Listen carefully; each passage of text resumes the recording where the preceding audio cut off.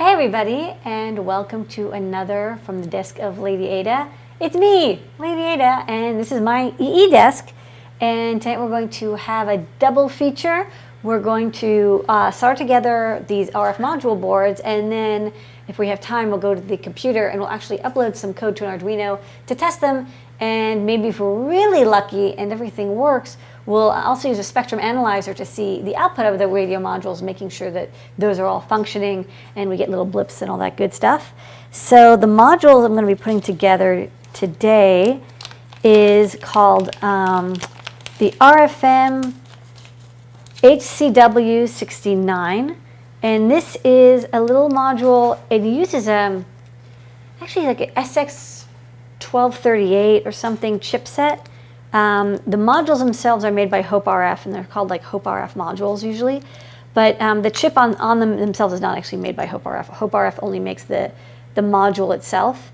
So there's a little chip that kind of does all the work for you, a little bit of analog, a crystal for reference. You talk to it over SPI, you tell it, here's the frequency I want, you tell it the packets you want to send, and it kind of does it all for you. It's kind of neat. It like handles retransmission, acknowledgement. It's a transceiver, so it can both transmit and receive, which is quite nice. And the only thing that's a little frustrating about this is it's not breadboard friendly. It's it uses 2 millimeter pitch headers, and it's got castellated pads. So what we want to do is solder this onto a breakout board, and I designed a breakout board actually a couple months ago now.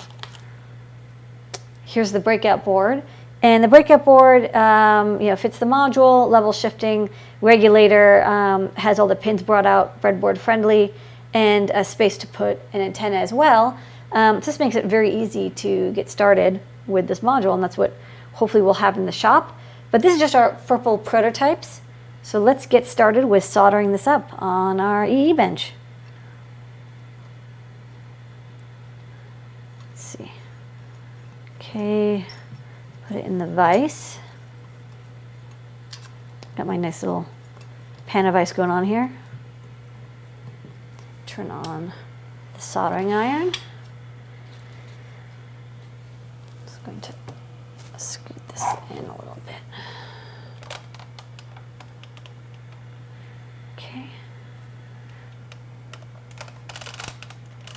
Okay, that's good lighting. Okay, while the Hacko heats up, I like to use sponge for cleaning off the tip.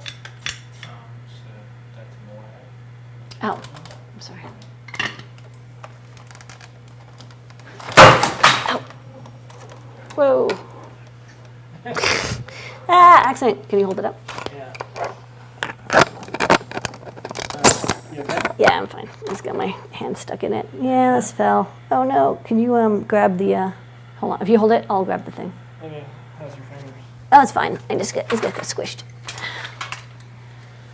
This was not tight enough. All right, technical difficulties. Oh yeah, this was totally not tightened on. I think we might have adjusted it, and I forgot to tighten it. Okay.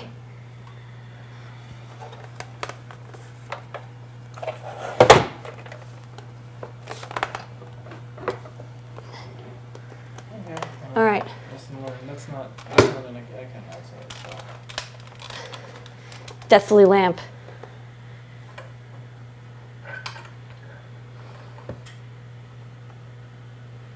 All right. Yeah, now you're like tightening it. Now it's never going to move. Okay.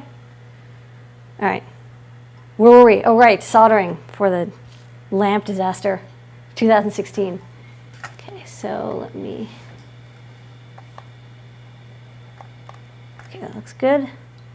And I'm going to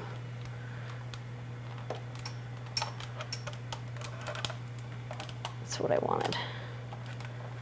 Actually, maybe like that. Okay, that's not too bad. All right, so I'm going to start by soldering in. Actually, oh. Can you tell me to switch to hover cam? Yes. Overhead? Switch to hover cam. Okay. Yeah, I got to get 8,000 cams. Okay, so I'm going to start by Following my handy diagram, I will do the regulator first. So that's over here in this corner.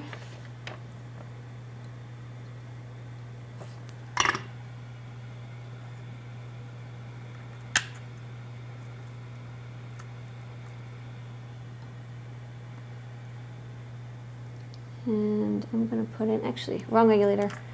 I'm going to put in an AP 2112.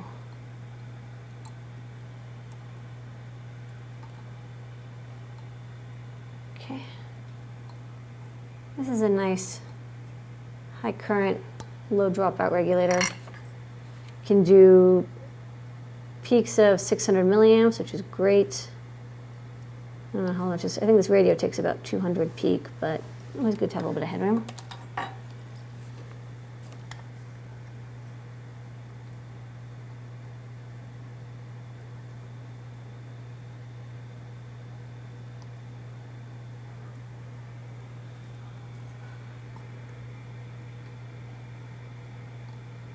Oh, get that bridged. This is harder to see. And I'd like, okay, let me.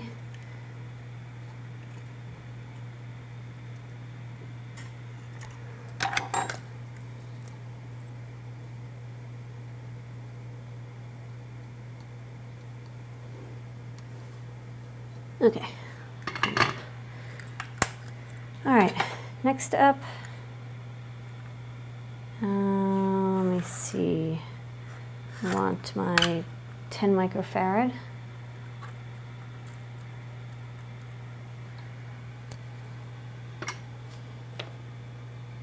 And I've got two here, one on each side. One for input and one for output.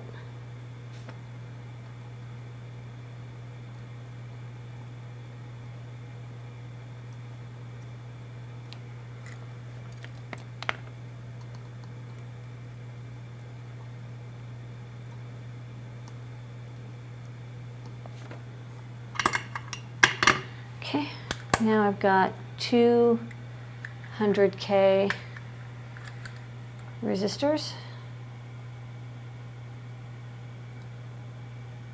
Well, one I think is the pull-up for chip select, and the other is the pull-up for the power supply enable, if I recall correctly.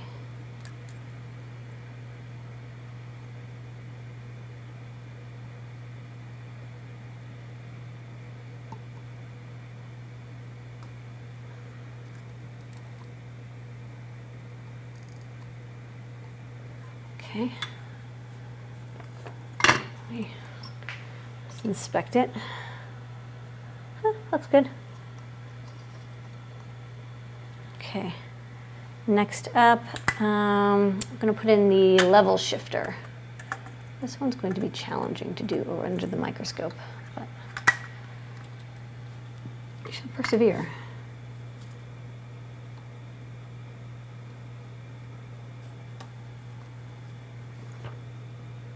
Okay.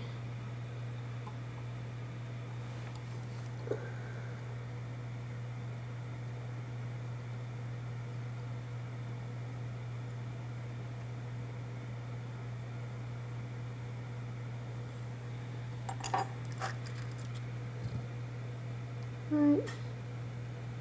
And I'm going to just bridge this all together, and I'll wick it off later. It's just easier to do it this way.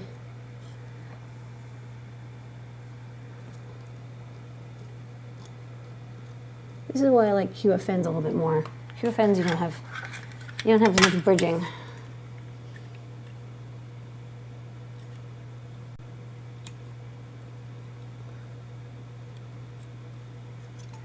Okay.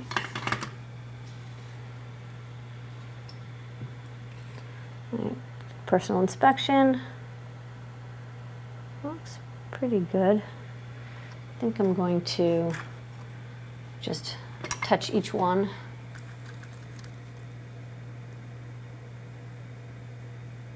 Just put a little bit of paste on the end of the soldering iron, and I just touch each pad. Just make sure that like I didn't accidentally wick it so much that it disconnected. Okay. Let's take another look.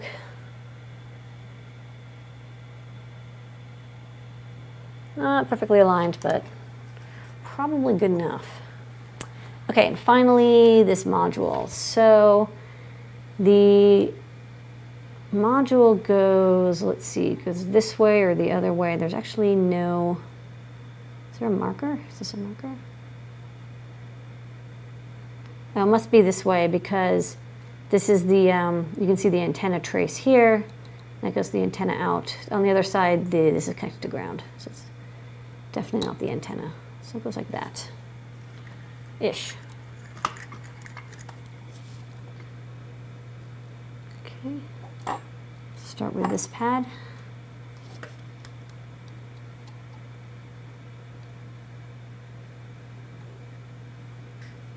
Whoa. Hold on. Oh, shoot. I grabbed the wrong module.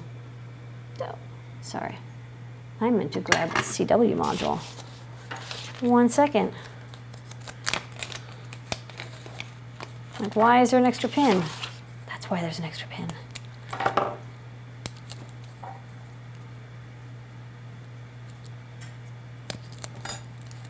Okay. This is the right one. Yay. This one doesn't have the extra gain stage. Oops. So, goes like this. Okay, right number of pins this time.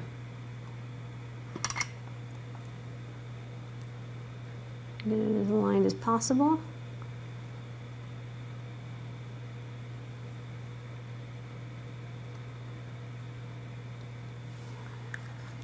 And then we'll do the other corner.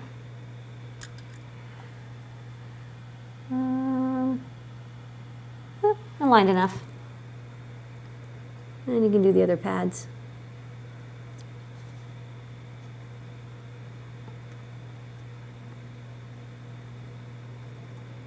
Okay. Almost done. And then the other side.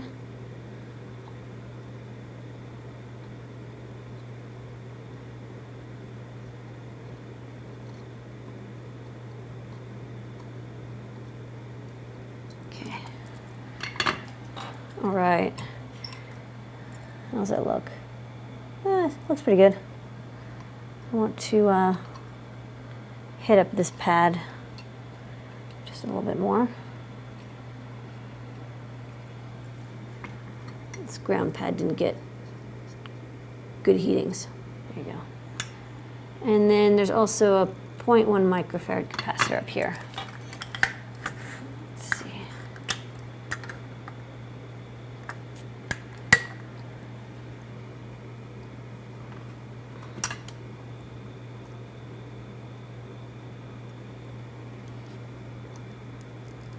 Okay. All right. Module is moduled. Okay, so next up, we should put on a little antenna. So this is 900 megahertz, which means we want to have like a half wave antenna at about 6 inches, which is like ish, so-ish. Can get a ruler later. And there's a spot here you can use a UFL or SMA connector, but I don't really want to do that yet. Just use a piece of wire. Wire works fine.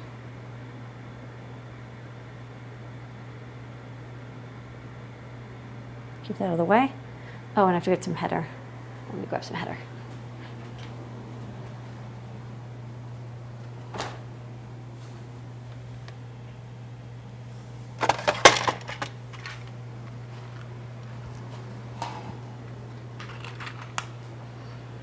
Okay, so some chunks of header I can use to solder in here.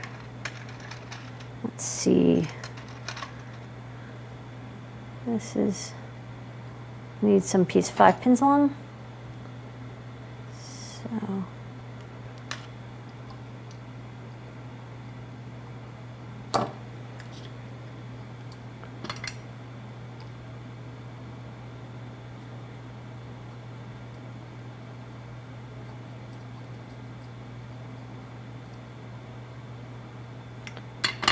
Okay, and then flip it over.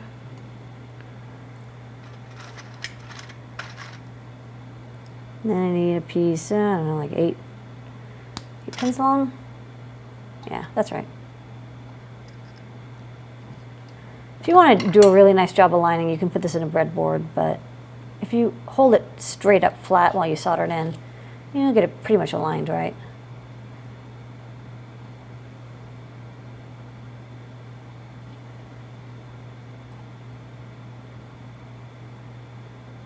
Okay, that is completed. All right, looking good. So now we'll actually just test it. Not a lot going on here, pretty much just regulator and level shifter for SPI. So we should be able to take this to this bench now and wire it up, use library, and see if it's transmitting out of this wire.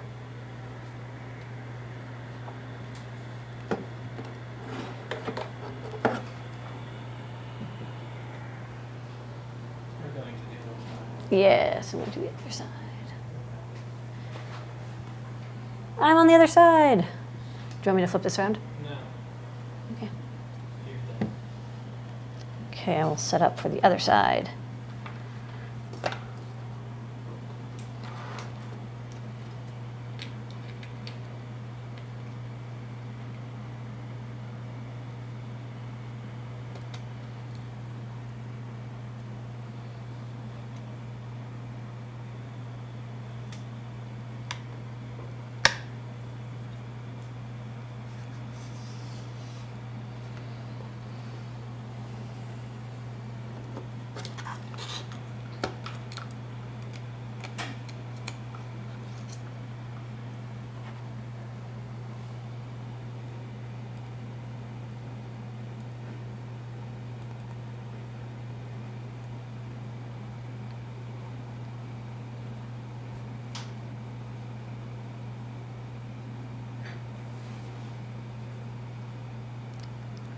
Okay, so we're back. This time at the other desk. And we have the RFM69 module here. I have it wired up with into the breadboard with a Metro. So now I'm just going to connect all the wires and good stuff. So VN goes to 5 volts. Ground goes to ground. Let's see, we've got SCK goes to 13. MISO goes to 12.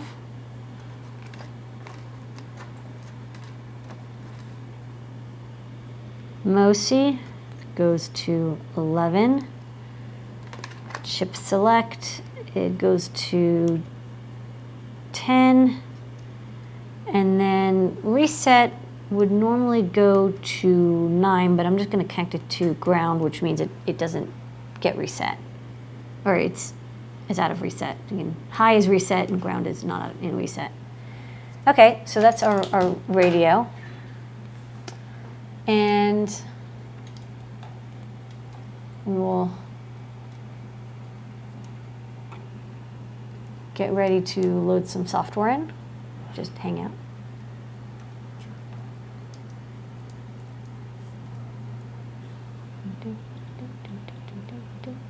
Actually, while I'm doing that, I'm going to wire up some LEDs. So.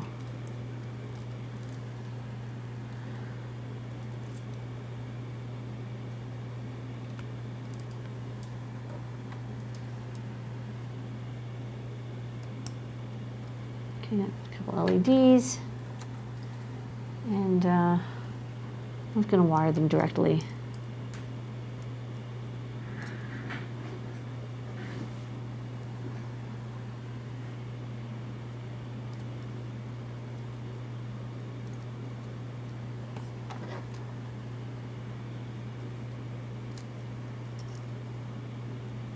Okay. All right, let's go to desktop. Okay. And this is the module that we're working with, the RFM ISM transceiver module. You can read all about it. It's a very long data sheet. This is actually the SX data sheet, which is kind of like, or mostly the SX data sheet, and then it's like kind of rewritten, and they put the Hope RF logo on it. But it does talk a little bit about the module, because the module is basically the chip plus crystal plus this analog filter section and output section. But what we're going to do is we're going to run a library that's already written for this called RFM69 from Low Power Lab. And I have a basic library that just sort of like talks to the chip, but this is a lot easier. This library already was written. It's really nice. It handles encryption, retransmission. You select the frequency. So we're just going to do transmission. So you set the network ID. That's the, you're just setting up the if you have multiple radio transceivers on one network, you want them to have the same network ID. Receiver and sender ID. This is going to be a sender, and we're going to transmit at 950 megahertz. Encryption key, sure, we'll set one. This is not an RFM HW, it's a CW. Set the chip select to be 10, reset pin, you can see to 9. I forgot that I set that, so I will. Huh? Yeah. And then, this test program uses a button. So I'm going to grab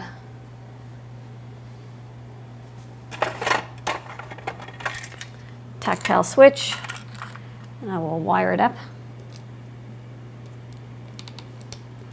And looks like one side goes to pin 3. No biggie. Connect this pin to 3, and pin 3 is set up with the pull-up, so we'll have the other corner go to ground. Okay, cool. We have some LEDs on A0, A2, and A1. It's fine, and RX toggle pin is not important. And then basically what this does is whenever you press the button, it transmits. So let's upload to our board.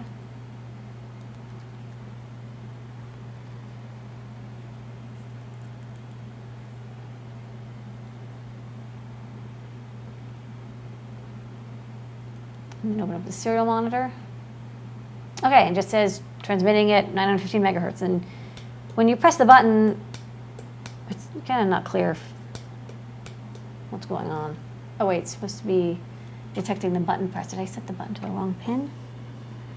Oh, I totally did. I set it to pin 4 rather than pin 3. Oh, and I forgot another thing, actually, now that I remember. Let's see, try transmitting now. Okay. I forgot. I actually have to also set up the interrupt pin. And the interrupt pin is actually GPIO 0.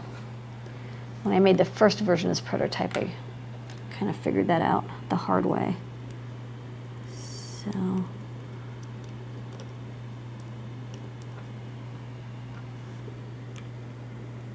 let's see, this is how we can get to the pin.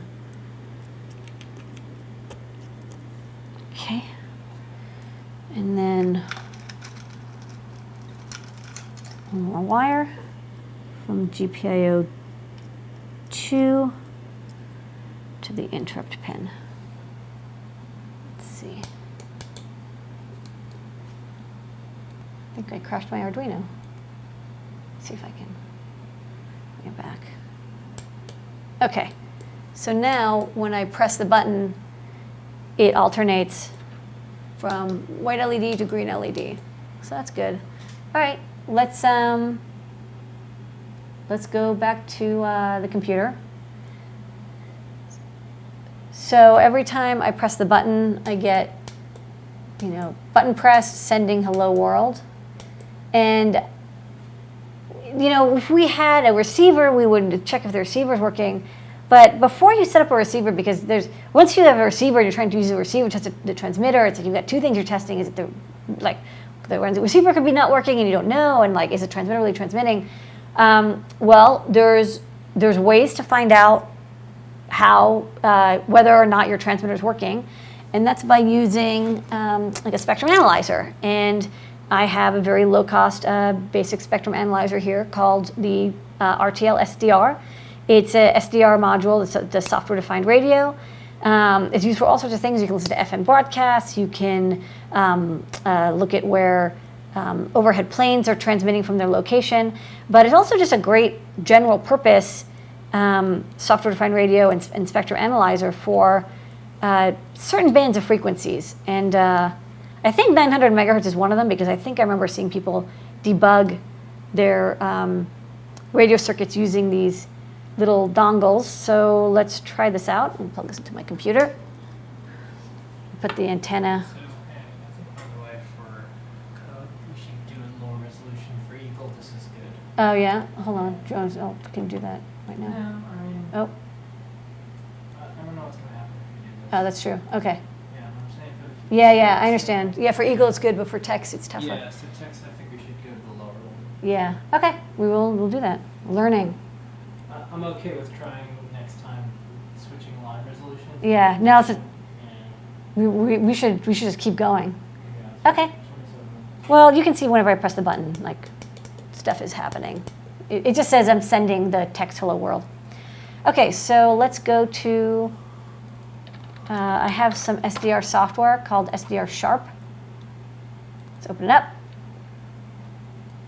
And I was already messing with this at 915 megahertz, but you can Yeah, we did see that. you can change the frequency around.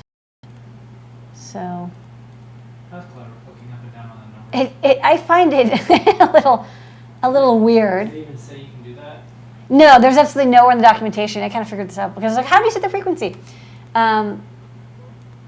Didn't see any compatible. Oh, that's weird. Hold on. Ooh, if this doesn't work, I might have to. Let's see if I broke it. Oh, I really don't want to have to reboot. Yeah. Hold on. Let's see. I'm going to quit everything. Oh. I think two of them started. Okay. Going to. Let's try this again. Start. Oh, no. No compatible devices found. Let's check out the device manager.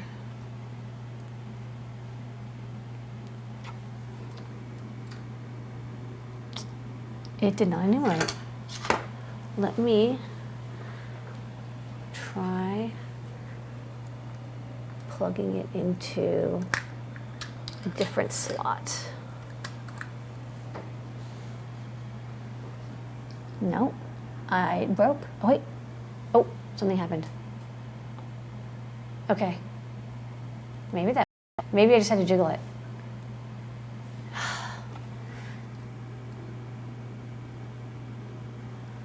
Oh no, I'm in USB device hell. I removed the cable before it worked for me with our Radios.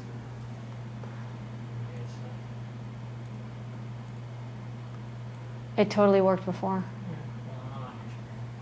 Okay, let me try plugging it into motherboard.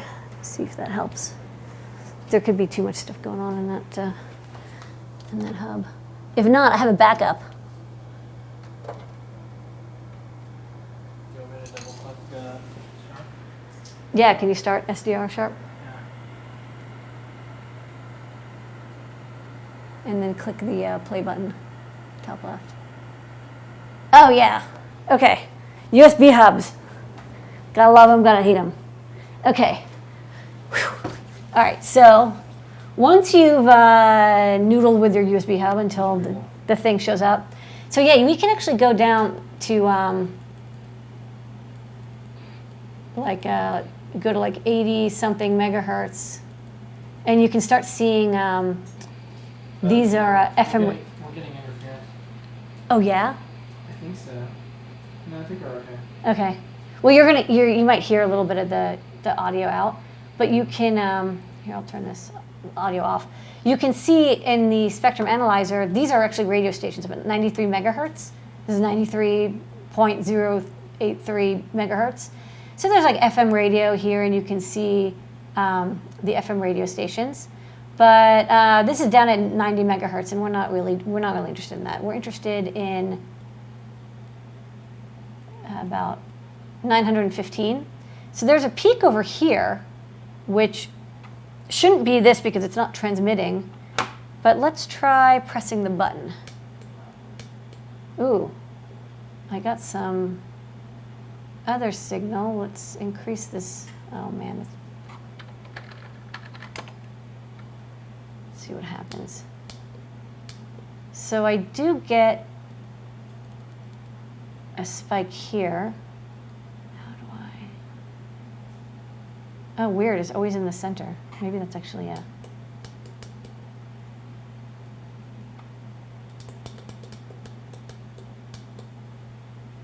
Yeah, I see a little bit of something. Let me.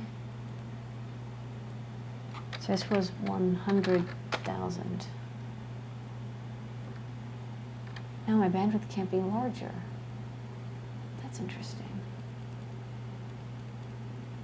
So it was 10,000 before. Let me see if I can get this to show up. Hopefully. Oh, there it is. Oh, that's totally it. Okay, so it's not perfectly tuned, which is interesting. So it's supposed to be like 915, but it's actually looks like 914.982. But whenever I press the button, you see this signal kind of jumps up, and then once in a while it catches it, and you see the data transmission as well. And if I hold down the button, you see a whole bunch of transmissions come through. So you can see like something's going on there. That's kind of fun. I wonder why there's like this spike in whatever the center frequency is. It's kind of creepy. Like, see, it like follows the screen. I don't like that. I don't like that either. That's so weird. It's like a chicken head. Wouldn't it, like you pick up a chicken and the chicken head stays the same? What? Is that what chickens do? Yeah, the chickens stay the same. You know, their head stays the same spot. Oh, like the pigeons. Yeah, okay. Anyway, so this is how you can test your transmitter, just to see like, is it actually transmitting on the frequency you're expecting? And yeah, it's pretty close. It is 915, and you can set the actual frequency that you want. Like there's a range that you can get, so you can change if you want to like try transmitting on a different frequency. And RTL-SDR actually lets you also do data dumps, so you can like do some data analysis. This is supposedly encrypted, but you can turn off the encryption for this chip, and then maybe you could read raw data. But I do have another module that I had made earlier of the previous version. So what I can do is later on, what I'll do is, now that I know the transmitter is working, the RTL-SDR dongle doesn't do transmission, only does receiving. So what I'd have to do is set this up on another Arduino and have this listen and get them to sync. But at least I know with this that data is being sent out. Whether it's the right format or encryption, I got to figure that out. But it's kind of a nice little demo. Bleep, bleep, bleep, bleep, bleeping away. And then let's say you don't want to spend $20 on an RTL-SDR radio because, I don't know, you want to spend more. Well, you can get a spectrum analyzer. And I'm going to grab my spectrum analyzer right now because I thought it would be neat to show. So this is a yeah, I'm going to move the hover cam up because this is gigantic. And then this is going to move down. Yeah, this has to go up more. You can tilt the lens if you want. Or I can just move this. The lens This? no, Twist the lens. No, this is good because this is, well, I guess, yeah, I can twist it. it's upside down. I know, now it's right set up. Let's use science. This is a BK Precision spectrum analyzer, goes up to 3.3 gigahertz, sorry, gigs of hertz, not megs of hertz. I guess it won some sort of good design award. And it's funny, this looks kind of ancient, but it's not that old. I got this like maybe 8 years ago. This was purchased for working on the wave bubble. There was an individual who basically was assisting me with designing the wave bubble on his I-beam, and well, not designing, but he was basically saying like, I will buy you the spectrum analyzer if you design the wave bubble. And I was like, if you buy me a spectrum analyzer, I can do more design on the wave bubble cell phone jammer. And he was like, great. So he basically bought me this spectrum analyzer. So thanks, John. And I gave him 3 wave bubbles in exchange. When you turn this on, it has kind of the same display that you saw on the computer, but this time it doesn't get the LCD, so it's not as colorful. And you can set the frequency, so you can, I don't have a antenna here. I don't even know what antenna this is tuned for. Let's say I also go to about the FM radio band, and then key. I think this way I can go up. Yeah, so in the FM radio band, you can see a lot of noise. This is ranging from about 85 through 90. Oh, come on, encoder. Yeah.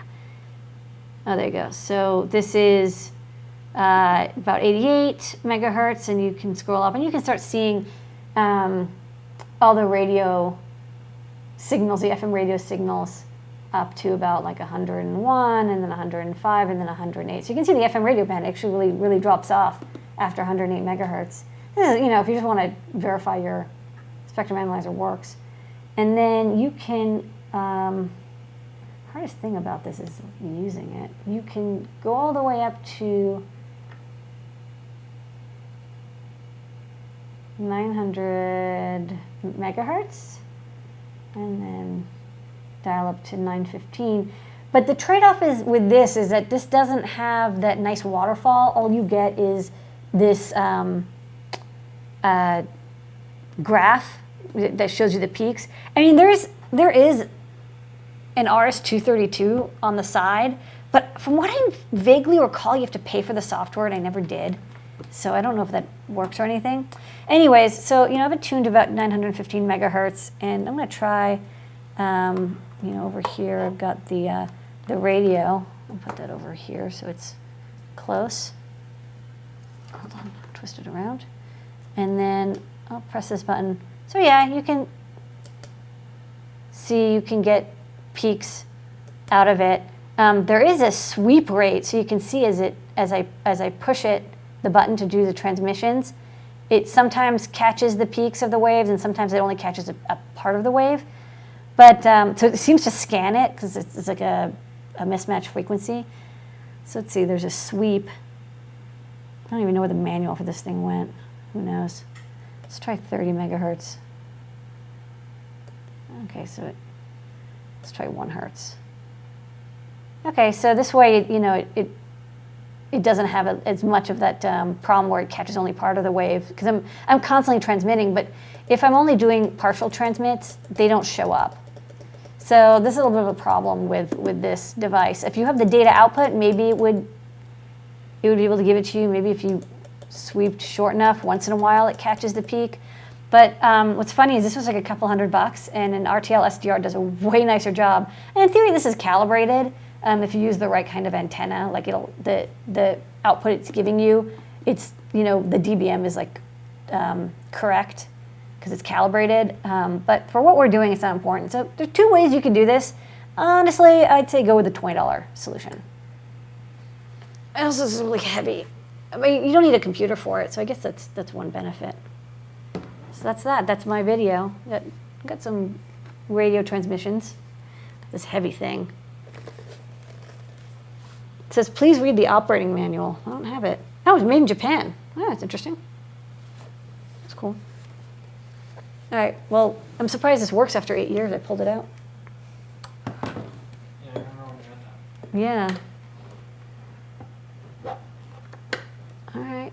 Well, if there's any questions, you can answer questions. Otherwise, I'm going to We're out.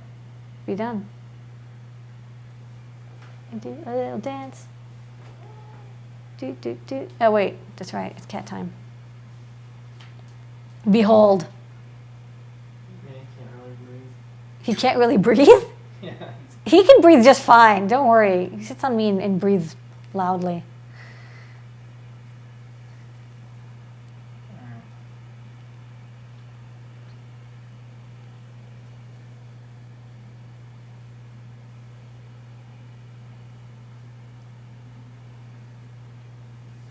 He's confused. He doesn't understand Twitch.